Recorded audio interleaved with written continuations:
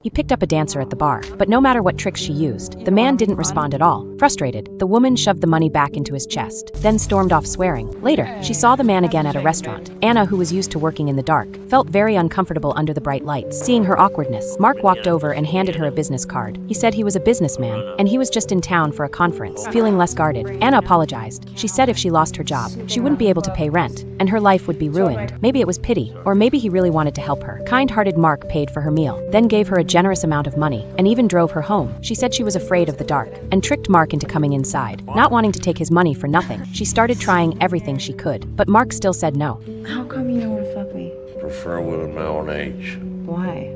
Mark didn't answer. He just pretended to fall asleep, because Mark had his own secret. Years ago, a car accident took his daughter's life. After that, his wife developed a mental illness and never left the house again. This went on for 10 years. Mark had no one to talk to, until one day, he met a waitress at a restaurant who would listen. But not long after, she died suddenly from a heart attack. In that moment, he lost the only person he could open up to. The next day, he went out of town for a meeting, listening to his coworkers brag about their wives, and talk proudly about their kids. Every word hit Mark like a punch. He stepped out for a drink, and ended up at an underground bar. That's where he met Anna. At first, he was going to walk away, but then he saw her curly hair, and it reminded him of his daughter. He gently stroked Anna's hair like a father, and helped her fall asleep. The next morning, he tried to cover her with a blanket, but noticed scars on her wrist. He couldn't accept that someone who looked like his daughter was living such a hard life, so he made a decision to stay and help Anna find the right path.